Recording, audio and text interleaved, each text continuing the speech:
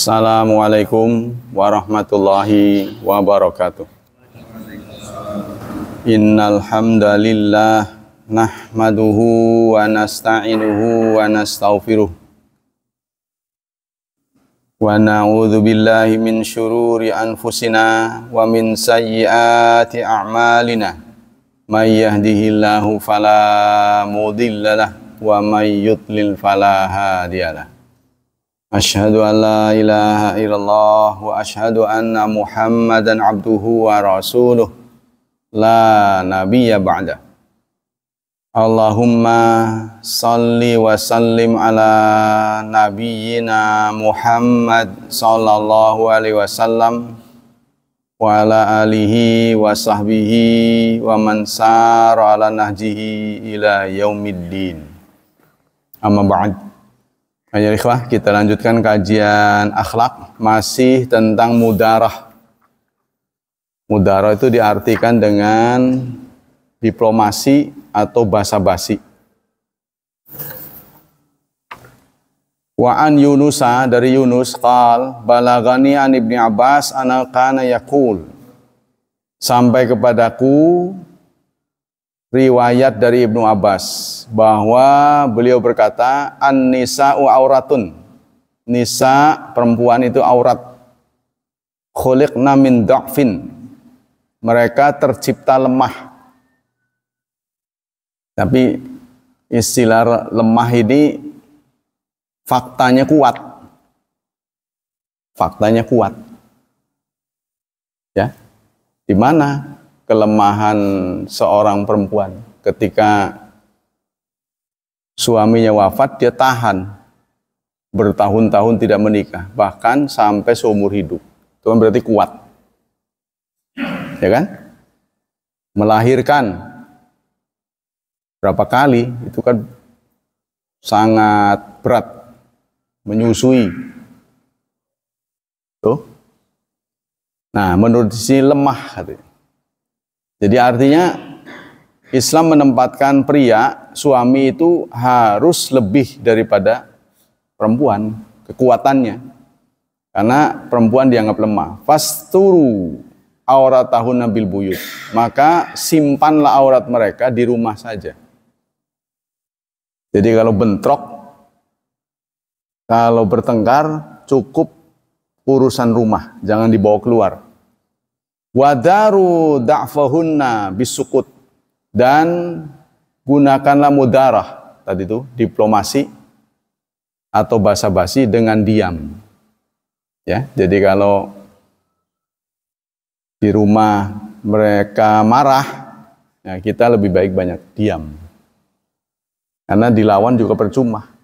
Kalau menang, orang juga tertawa, ngelawan dia perempuan itu. Itu kan? Jadi menghadapi perempuan itu lebih banyak diam kalau mereka lagi bertengkar. Sebab kalau dilawan, ujung-ujungnya itu akan cerai nantinya. Mudah retak. Ya. Nah, kita kalau dia lagi marah kita diam. Karena jasanya sudah terlampau banyak. Ya, akibat kita lawan nantinya kita sendiri yang rugi. Udah jadwalnya dia nggak mau kan. Kan kita sendiri yang rugi. Gara-gara yang nggak dikasih. Kan yang rugi kita. Udah ngalah aja. Waqala Abu Yusuf, berkata Abu Yusuf, khamsatun tajibu 'alan nas mudaratuhum. 5 orang yang wajib kita lakukan basa-basi. 5 orang. Siapa saja itu? Al-Malik, penguasa. Apalagi kalau penguasa yang kejam. Kita harus ngomongnya baik-baik sehingga tidak menimbulkan ketersinggungan. Tuh, pertama, seorang penguasa, kita harus mampu berdiplomasi. Wal qadil muta'awil, dan qadi, hakim. Ya, hakim yang menyimpang. Ya, ini mafia-mafia peradilan itu ya. Mafia-mafia peradilan. Ini juga kita harus berhati-hati. Pinter ngomong lah. Gara-gara pinter ngomong kan suatu kasus bisa menang, itu kan? Nah itulah para penegak-penegak hukum, advokat ya, advokat. Yang ketiga adalah marid, orang yang sakit. Kalau kita mengunjungi orang sakit itu harus sering basa-basi. Ya sudahlah Pak, mudah-mudahan Allah mengampuni dosa. Ya ini ujian. Jadi harus menenangkan dia. Jangan malah dipojokkan. Syukurin, nggak suka sholat sih. Ngaji aja nggak pernah. Ya itulah ini hukuman dari Allah. Waduh, tambah nyesek. Ya kan? Tapi kata Syekh Utsaimin, kalau berkunjung, ya artinya kepada orang sakit, ya, itu harus dilihat tipe orangnya. Kalau tipe orang ini suka ngobrol, singkatnya dibuat meringankan lah apa yang menjadi enaknya dia gitu. Kalau dia enak dibawa ngobrol, ajak ngobrol. Tapi kalau dia tipe pendiam, nggak mau diajak ngomong, nah itu sebaiknya jangan terlalu lama. Kata Syekh Utsaimin, anjurannya kalau kita besuk ya. Jadi dia udah pengen istirahat, dia ajak ngobrol ya. Nggak seneng dia. Nah, yang ketiga sudah ya, marid, orang sakit. Yang keempat adalah mar'ah, istri. Harus basa-basi. Bahkan bohong pun dibolehkan. Dalam urusan rasa. Gimana masakan hari ini? Pahit padahal tuh. Pahit. Enak. Loh, kalau enak kok nggak dihabisin? Nah itulah.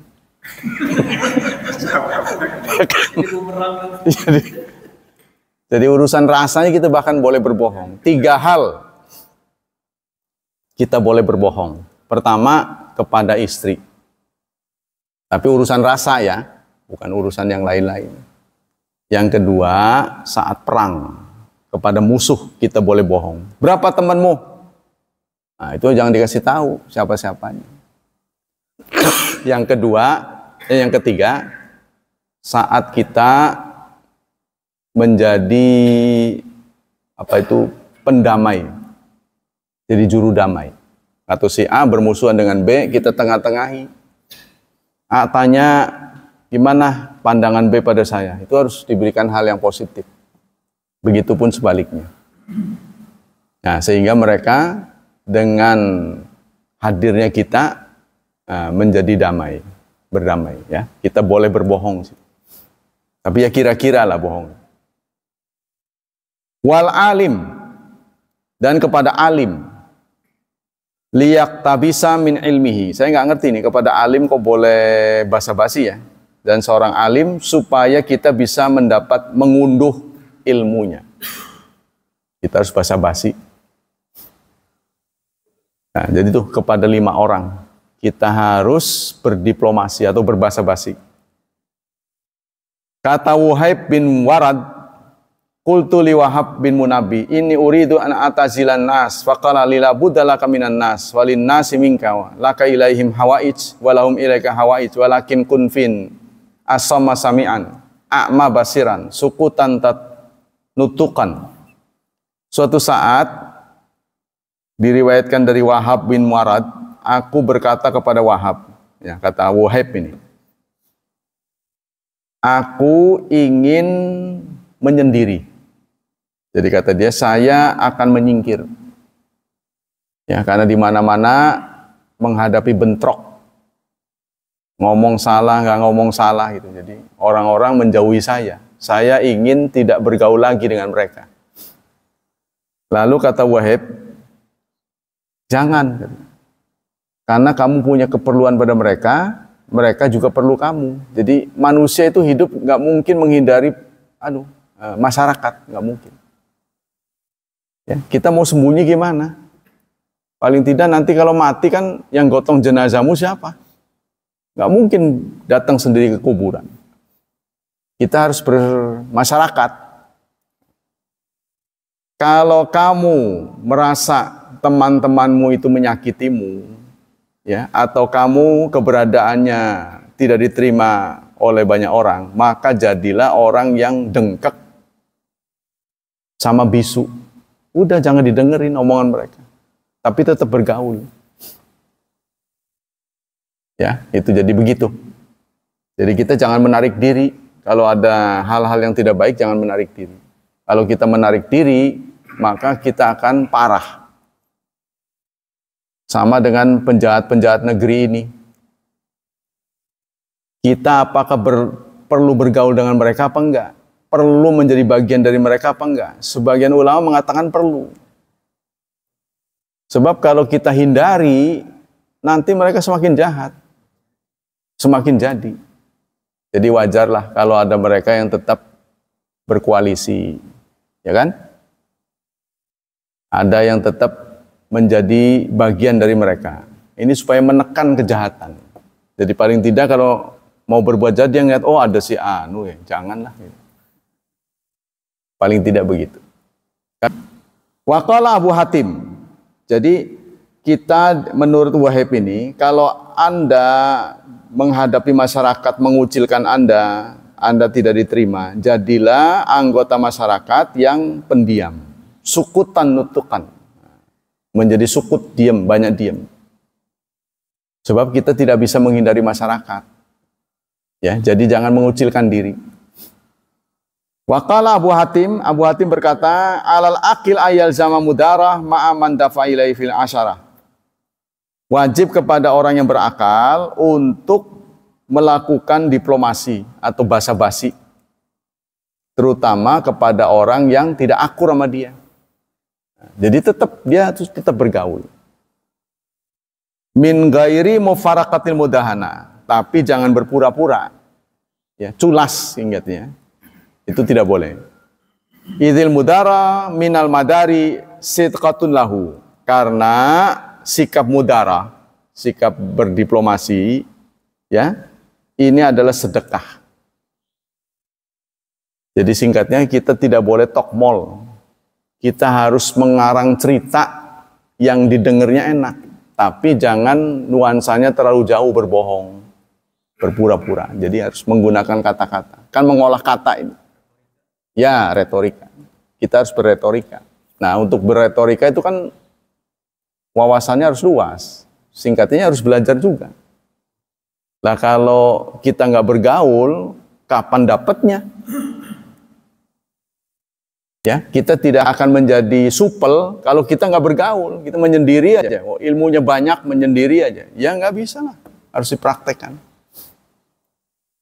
Seperti orang bertanya, bagaimana ya cara supaya saya bisa naik sepeda? Ya harus naik sepeda. Gimana ya saya supaya bisa ceramah? Ya harus ceramah. Seperti Pak Andi, saya nggak bisa. Ya kapan mau bisanya kalau nggak pernah jajal? Jadi khotib lah. Khotib kan nggak mungkin protes orangnya. Satu arah. Ada yang bertanya nggak mungkin. Udah dileg aja, pahit manis dileg aja. Ittaqullah, udah menang aja. Punten bertanya nggak mungkin ada. Nah, itu yang paling aman jadi khotib.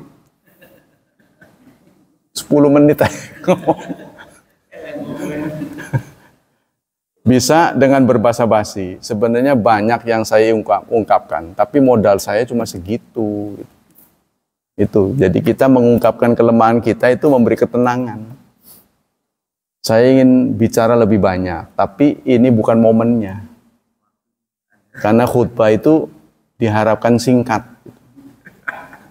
Padahal memang dia alasan nggak bisa. Basa-basi. Ini penting basa-basi. Ya, mulai ya.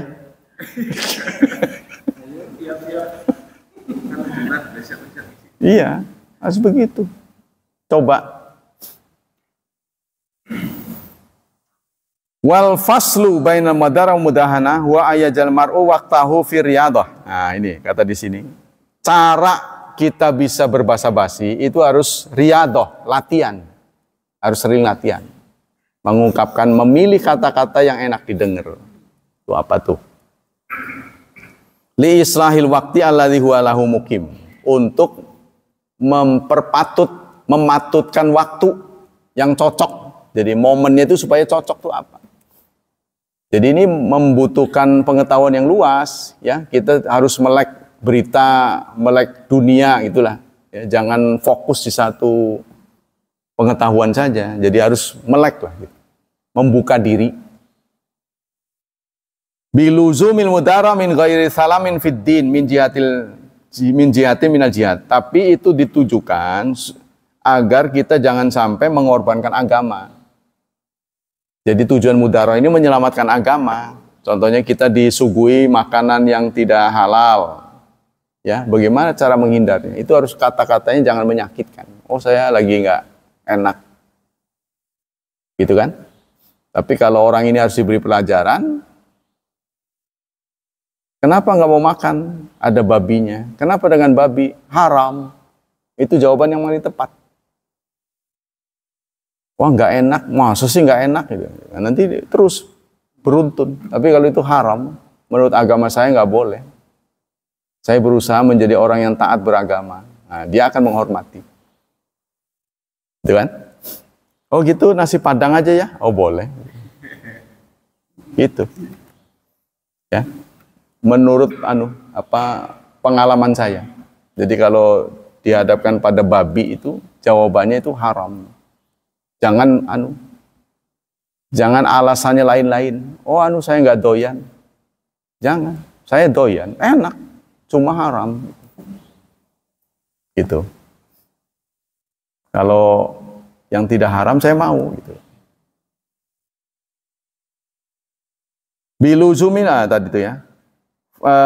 Ba'da karihallahu minhu fitah fahadha huwal mudahana. Tapi famata mata khalmar ubi khuluqin syabihi ba'da makarihallah. Tapi kalau kita berpura-pura melontarkan alasan-alasan yang justru akan menjerumuskan kita ya ke dalam yang haram. Nah, ini yang disebut dengan pura-pura. Culas. Susah ya ngebedain ya. Jadi bagaimana culas itu pura-pura, api-apian kata di sini. Atau orang sini mah api-apian. Culas tuh ya. Li'anna akibatah tasiru ila qal wa yulazimu mudara li'anna tad'u ila salahi ahwali. Mudara dibutuhkan karena ini akan membawa salah. Membawa hubungan itu tetap ya harmonis. Nah, jadi hubungan kita dengan dia tetap harmonis karena jawaban kita itu tidak menyakiti. Saya lagi puasa, bisa begitu. Puasa kan artinya menahan diri, bukan puasa syar'i, tapi puasa dalam bahasa itu kan menahan diri. Karena haram ya saya puasa. Waqala Muhammad bin Samak, berkata Muhammad bin Samak, man arafan nas darahum, barang siapa yang supel, maka dia akan berdiplomasi. Nah, ini harus berdiplomasi. Wa man jahilahum marahum, tapi orang yang bodoh, dia akan melakukan pertengkaran, berdebat, marah. Nah, itu ya. Wa ra'sul mudara talqul mamarah. Modal dari mudara adalah meninggalkan debat, meninggalkan pertengkaran. Jadi kita tidak mau bertengkar. Karena itu gunakan kata-kata yang sejuk. Nah, itu. Wa qala Abu Wakin Turtusi al-mudara antu yudarinas ala wajhin yuslimu lakadinuka.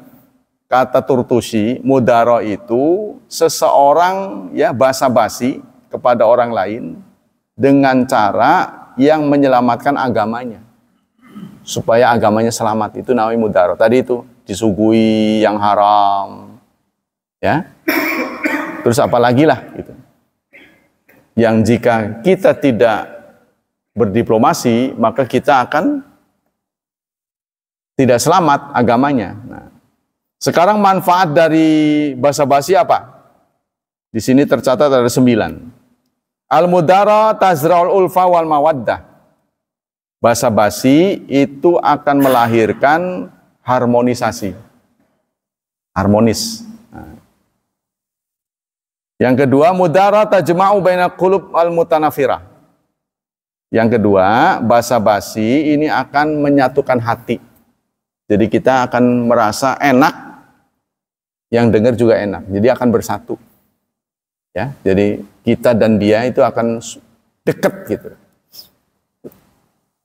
Yang ketiga, al-mudara tudfi'ul adawat bainan nas.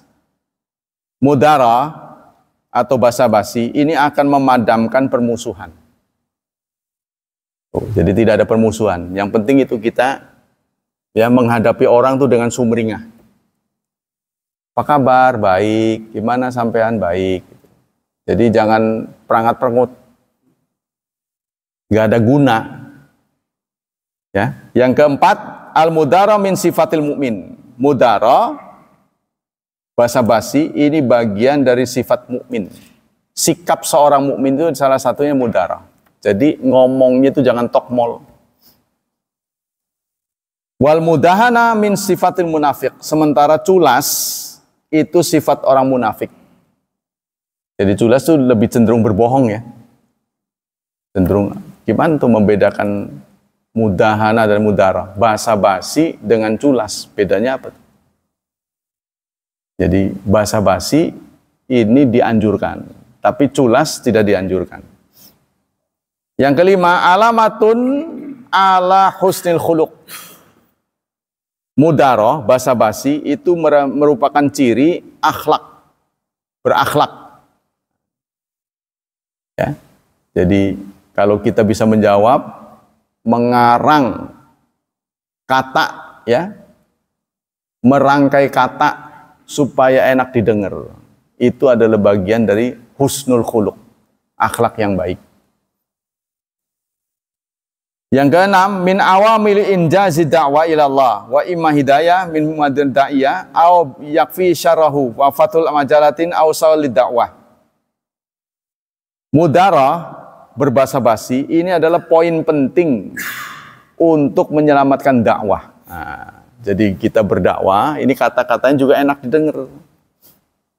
Ya, seorang penceramah itu harus mengeluarkan kata-kata yang sejuk.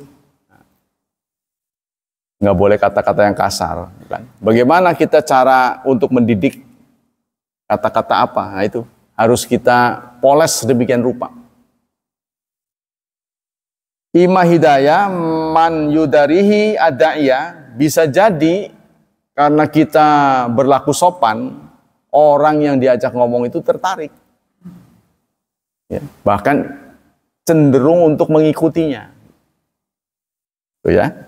Au yakfi bi kifayati syari, atau kalau dia jahat, maka akan terhindar dari kejahatannya. Ketemu orang jahat, kita juga harus berdiplomasi. Supaya setidaknya dengan diplomasi kita itu kita terhindar. Yang ketujuh, tahqiqus sa'adati zaujiyah. Merealisasi kebahagiaan suami istri. Ya, jadi suami istri juga ngomongnya diatur. Kadang-kadang kita kepada orang lain mengatur omongan sedemikian rupa sopan. Tapi kepada pasangan galak, omongannya nyelekit gitu. Kata bahasa Jawanya. Ya, kepada istri kita omongannya nyelekit, tapi sama orang lain mah sopan. Nah, ini tidak benar. Jadi kepada istri pun kita harus mudarah, harus mengatur, memoles kata supaya tujuan tercapai, tapi tidak menyakiti dia. Nah, ini memerlukan kecerdasan, ya. Nah, kalau ditanya caranya gimana, ya memerlukan kecerdasan, tergantung situasi.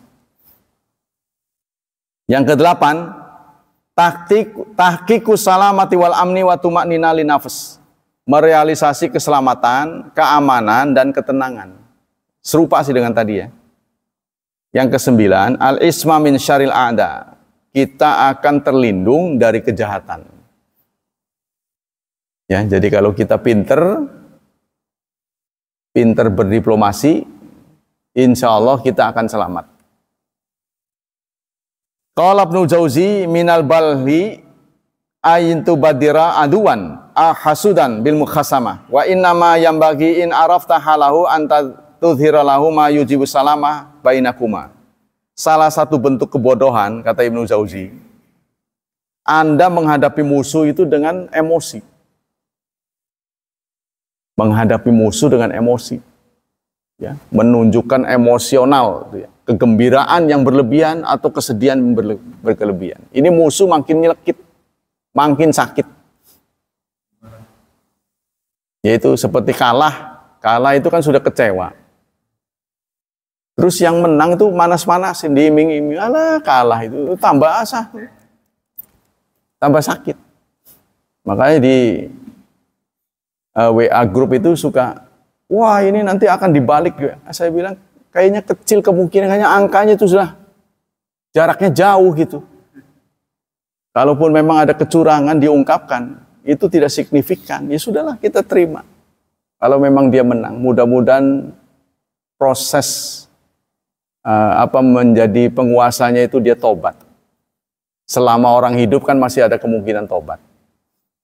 Hal-hal yang menakutkan, yang menjadi ketakutan kita itu tidak terwujud gitu. Ya, yang kita takutin, beliau pemarah contohnya. Nah, itu jangan sampai nanti marah beneran, dia insaf gitu kan. Jadi kalau marah beneran stroke, gimana? Contohnya begitu. Terus mau membuat koalisi-koalisi yang merugikan rakyat, menjual habis sumber daya alam, dikuras habis. Ini juga tidak terwujud. Sudah ada keluhan dari pemerhati alam tentang hutan Kalimantan yang dijadikan IKN ini, ya, itu akan menimbulkan kekurangan oksigen. Karena hutan Kalimantan ini kan andalan Indonesia, negara-negara lain bayar, karena oksigen kita ini bayar mereka. Nah ini kalau sampai dipakai ratusan hektar, juta mungkin ya, untuk IKN ini akan membuat penghuni hutan itu akan berlarian. Kan di Kalimantan ini kan hutan yang spesifik. Artinya ada tanaman, ada binatang yang di tempat lain nggak ada. Nah itu ada kemungkinan nanti hilang. Nah, sudah diperhitungkan belum? Mereka memindahkan IKN, memindahkan ibu kota karena banjir. Ternyata di sana juga banjir. Cuma satu saja keindahan Kalimantan itu tidak gempa. Karena dilihat dari anunya itu nggak mungkin gempa. Dari anunya, tektoniknya. Gempa tektonik tidak mungkin. Karena tidak ada retakan. Gitu. Tapi banjir mah terus-terusan. Iya, karena lahan gambut kan. Keropos ininya. Nah itu bagaimana? Apakah tercapai tujuannya itu?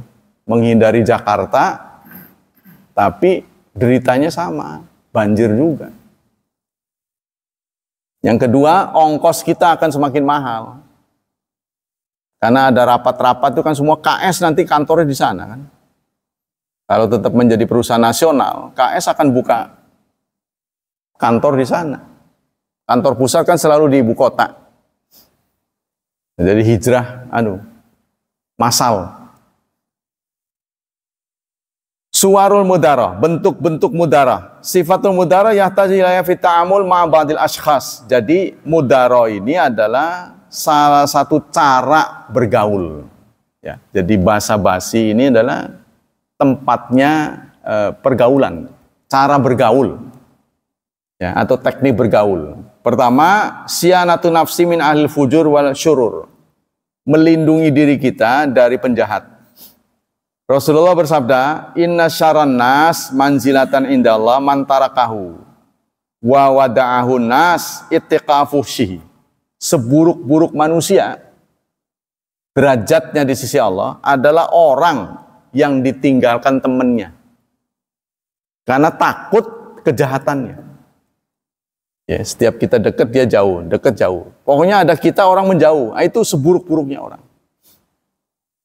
Tuh. Wada'ahu nas, dan orang-orang meninggalkannya karena ketakutan terhadap kejahatannya. Waktu itu kan Rasulullah mengatakan ini orang tamunya nih, ya. Rasulullah berkata pada Aisyah, ini orang penjahat nih. Yang bakal namu ini penjahat. Banyak nggak disenangi orang. Tapi setelah tamu itu datang, oleh Rasulullah diperlakukan dengan baik, dengan sopan. Aisyah kan heran, kalau menurut kita kok sampean kok kayaknya nggak menepati omongan, katanya penjahat, kok kenapa dibaikin, gitu kan?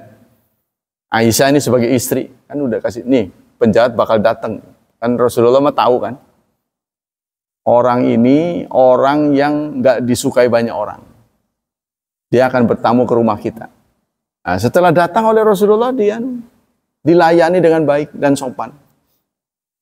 Aisyah pun bertanya, ya Rasulullah, kata Anda ini orang nggak brengsek ini orang ini. Oh, kenapa Anda layani dengan baik? Kalau aku layani dengan buruk, semakin berat brengseknya, semakin besar kejahatannya. Jadi paling tidak kita melayani dia supaya terhindar dari kejahatannya. Kalau kita layani supaya cepat pulang. Ya contohnya inilah, ada perilaku yang tidak baik, orang memaksa-maksa minta. Ya kan? Kita bawa mobil, dia maksa-maksa minta. Preman. Kebiasaan preman ini kalau nggak dikasih, ngebaret mobil gitu kan. Udah kasih-kasih aja. Ya, kasihnya nggak ikhlas ini. Tapi itu salah satu bentuk mudarah. Ya, supaya kita terhindar dari kejahatannya. Supaya kita kasih aja dah gitu. Nah, inilah yang kemudian mendorong orang untuk korupsi. Sehingga itu singkatannya UUD, ujung-ujungnya duit. Iya, riswa itu menyebabkan orang laris begitu.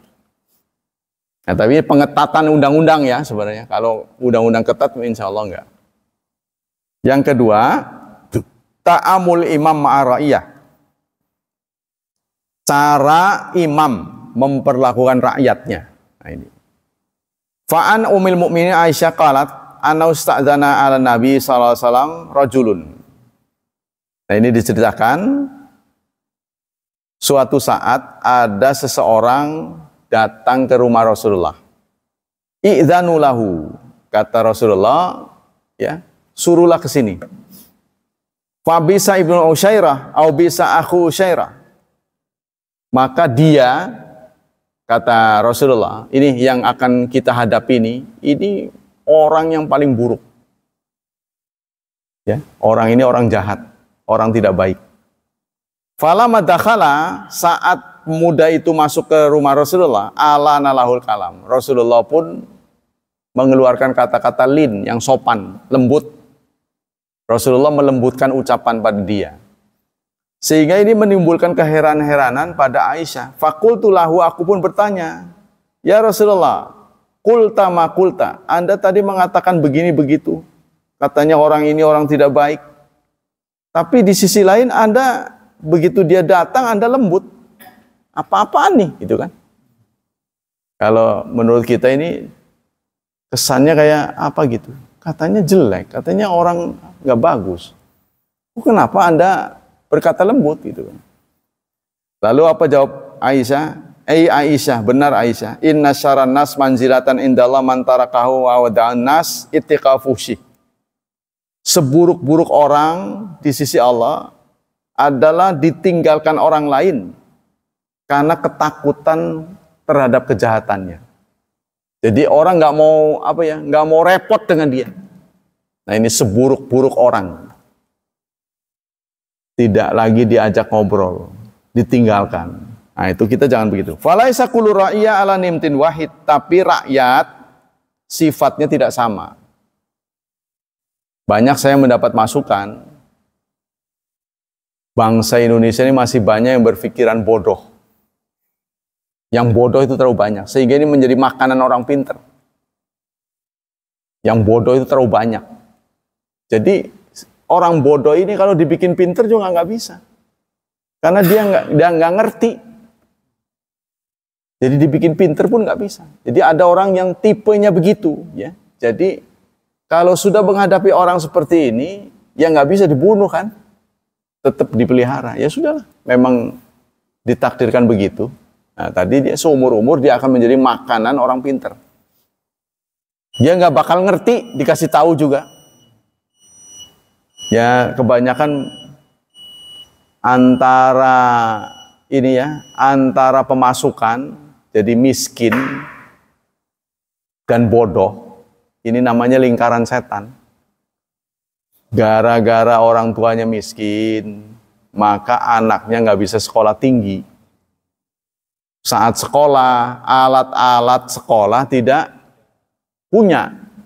Nggak bisa ngebeliin buku, nggak bisa ngebeliin tas, buku-bukunya juga terbatas. Jadi dia sekolahnya pun di sekolah yang tidak bermutu. Nah, nanti begitu tamat dari sekolah yang tidak bermutu itu, ijazahnya juga keterampilannya diragukan. Sehingga dia akan menempati posisi rendah. Ketika diuji nggak dapat, nggak lulus. Ya akhirnya posisi rendah, gajinya kecil lagi. Miskin lagi. Nanti punya anak, bodoh lagi. Ini namanya lingkaran setan. Bodoh dan miskin itu. Nah, bagaimana kalau kita menyadari kita orang bodoh? Tapi kita ingin berubah supaya anak kita jangan kayak kita. Nah, maka kita harus punya perubahan. Katanya revolusi. Dengan cara apa? Dengan cara kita bergaul orang lain. Ya, mungkin bisa dibeasiswakan. Potensi anak-anak kita banyak. Tapi karena orang tuanya. Tuh. Jadi serba salah. Contohnya kita membangun pesantren manhaj salaf di tengah-tengah masyarakat. Kan? Di tengah-tengah masyarakat kampung. Setelah tamat diajarnya bener nih, akhlaknya baik. Tapi kok orang tuanya melihat disuruh ngeriung nggak bisa. Tahlil nggak bisa. Pesantren apaan nih katanya. Nah gitu jadinya. Jadi akhirnya kurang peminat. Tuh, jadi syarat orang nyantri itu harus bisa memimpin tahlil, bisa talqid, tuh, ya, bisa ngeriung. Nah itu. Jadi ketika kita ingin menyampaikan, menyadarkan dia nggak mau, karena dilihat hasilnya nggak ada. Jadi kata di sini sebutkan falaisa kullu ra'ya ala nimtin wahid. Rakyat itu tidak sama. Jadi kita harus lihat baik-baik ya. Nasihat dari anak saya juga, Pak, nggak semua orang tuh pinter. Jangan perlakukan orang tuh seperti orang pinter semuanya. Nah, menghadapi orang bodoh ini harus dengan kesabaran. Ketika mereka salah, dihukum sama kita, ketawa. Bukannya sadar, ketawa dia. Jadi mungkin boleh jadi dia nggak tahu bahwa dia salah. Jadi malah tertawa. Jadi kan pusing kita mikirin begitu. Nah makanya Rasulullah, Allah Subhanahu Wa Taala memberi petunjuk, wa idza khatabahumul jahilun qalu salama. Kalau Anda berhadapan dengan orang bodoh, hadapi dengan sikap yang menyelamatkan. Jadi orang kampung banyak yang bodoh-bodoh. Tugas kita ya untuk mengajarkan ini. Mengajarkan ini, ajaran-ajaran Islam secara full, wah itu jarang sekali. Apalagi sampai memenuhi 7 materi yang saya pernah gambarkan. Ya, bahasa Arab, sejarah, tafsir, hadis, akidah, syariah, akhlak ada 7. Wah jarang sekali. Jadi yang diterima itu pengetahuannya tidak komplit. Karena tidak komplit itulah maka lahir kaum muslimin yang sikapnya tidak full. Fayudaril imam mura'atan limaslahatil ummati kulliha. Maka sebaiknya imam itu harus mempunyai sikap berdiplomasi yang baik. Ya, tapi tidak boleh menghindar. Ada orang demo harus dihadapi. Jadi jangan malah ke Kalimantan. Ada orang demo dia lari pakai helikopter Kalimantan. Jadi kan susah, nggak ketemu terus. Orang demo harus dihadapi. Ucapkan kata baik-baik apa. Itu rakyat sih. Sama dengan anak kita demo, kita nggak mau menghadapi mereka, kita lari. lari dari masalah adalah masalah baru. Oh, ya kan? Nah, rakyat ini punya keinginannya macam-macam, maka kita harus pintar. Yang ketiga, al-khauf minal kufar wal ajzi an muqawamatihim. Kita takut kekafiran dan tidak mampu melawan mereka, terutama orang-orang yang hidup muslimnya minoritas. Ya, contohnya di Jepang. Ada murid saya yang kerja di Jepang. Setiap minggu sekali daring belajar tafsir. Tapi di sana itu nggak ada musola. Kalau tiba waktu, ya sudah di tempat terbuka saja. Kan nggak mungkin di dalam ruangan, di mall tidak mungkin. Jadi cari tempat ini, tempat umum, sholatnya di tempat umum. Itu orang ramai pada jalan kita ngegelar sejadah, nggak mungkin ketemu musola, nggak sebanyak di Indonesia. Ya sudah, lakukan apa yang bisa. Saya bilang. Bisanya begitu ya begitu. Nah, Allah Subhanahu wa taala berfirman dalam surat 3 ayat 28, la yattakhidil mu'minuna kafirina auliya. Janganlah orang mukmin menjadikan orang kafir sebagai pemimpin politik. Nah, tidak boleh. Tapi kalau sudah kejadian gimana?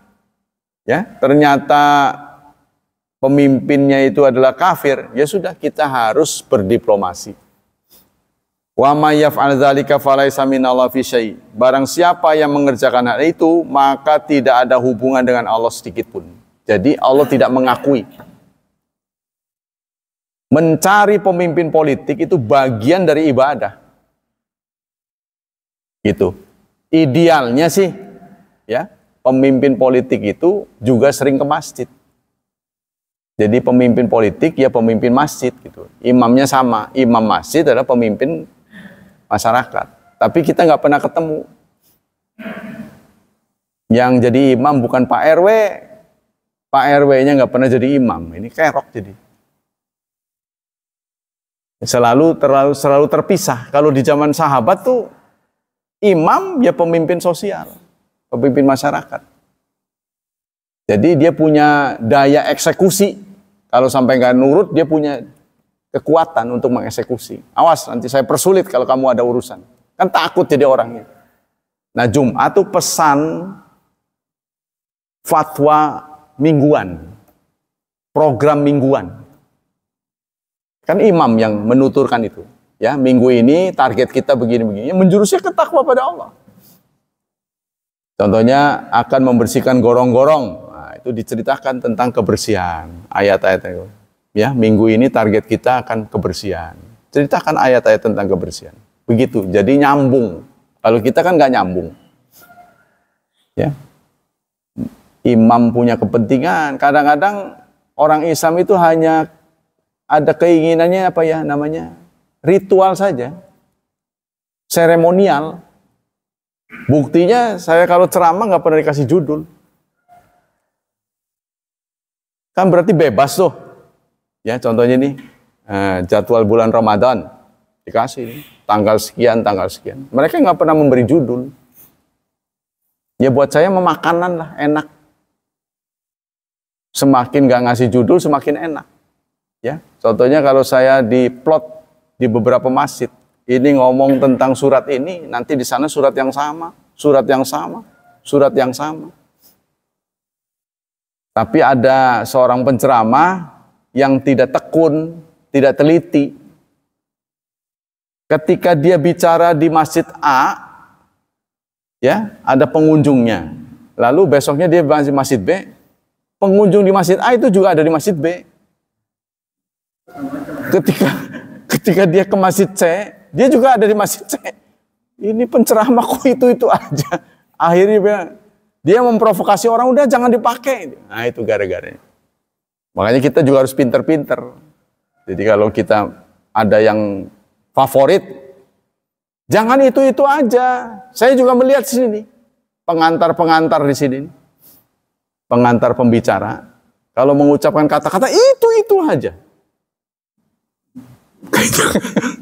Jadi, kok kemarin ngomong begitu, sekarang ngomong begitu. harus dipoles sedikit gitu loh. Namanya ini bahasa basi. Dipoles sedikit, ayatnya berbeda. Ayatnya itu aja. Ya Allah, kayak nggak punya hafalan. Nah itu ya. Yang kedua, yang ketiga, keempat, dakwatin nas wa sultan. Menyerukan berdakwah, dalam berdakwah. Menyeru manusia dan sultan. Nah ini kalau ngajak penguasa, ini harus hati-hati. Sujud tilawah itu hak prerogatif imam. Karena sujud tilawah itu kan sunnah. Apakah seorang imam sujud tilawah apa enggak? Kalau kita posisi jadi makmum tergantung imamnya. Kalau imamnya sujud tilawah ya kita tilawah. Kalau imam tidak sujud tilawah, kita tidak disunahkan sujud tilawah. Karena statusnya sunnah. Contohnya imam kok wasjud waqtarib, itu kan sujud tilawah itu. Dia nggak sujud, terus kita berkreasi sujud, ya nggak boleh. Kalau kita statusnya jadi makmum. Terus yang kedua, kalau sang imam ingin sujud tilawah, apakah perlu memberitahu? Hak dia juga. Hak dia juga punya hak untuk tidak memberitahu. Tahu-tahu sujud aja. Nah, tugas dari makmum yang ikut. Gitu ya. Jadi makmum juga sudah harus tahu ada 14 tempat apa sujud tilawah dalam Quran itu. Jadi, oh ini wayahnya sujud tilawah. Imam memilih tidak sujud, ya saya nggak ikut. Tapi kalau dia memilih sujud, kita udah tahu oh sujud tilawah.